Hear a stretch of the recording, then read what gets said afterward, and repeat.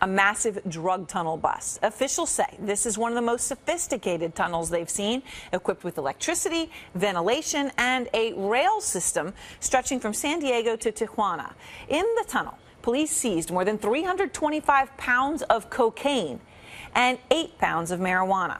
The total net worth of just what was in there when they went in, $12 million.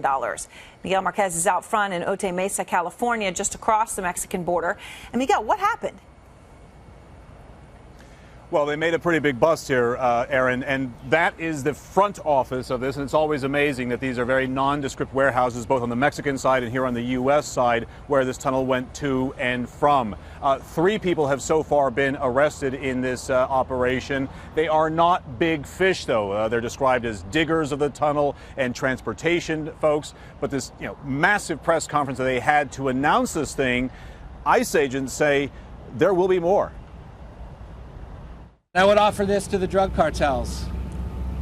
We are by no means finished here. And don't say we didn't warn you. You go underground, you're going down. A bit of a dirty, hairy flourish there, I think. But look, they are very keen to get on top of this and tell folks that if you dig under the border, there have been 75 tunnels, 8 of them these sort of super-sized tunnels in the last 5 or 6 years or so between California and Arizona.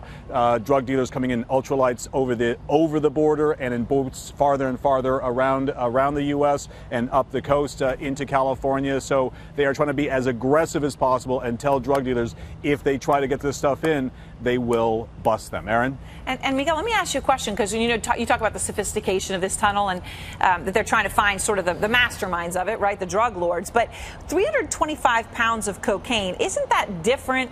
I mean, this is the first time that's happened, right? I mean, this is something that serious. It is. I think they're still wrestling to try to figure out how significant that is. But they believe this was the Sinaloa cartel that was responsible for building this tunnel. They said it sort of zigzagged along. So they had very good engineers in there, but they were a little off at times, and they had to hit this one warehouse specifically here. The coke, they're trying to figure out what the significance of that is. What they will say publicly is that they believe that these individuals are desperate for more ways into the U.S. market. That said, the price of coke has come down in recent years, and Southern California in general, the one thing they do admit, harder drugs, cocaine, methamphetamine, heroin, all coming into the San Diego area in greater and greater amounts.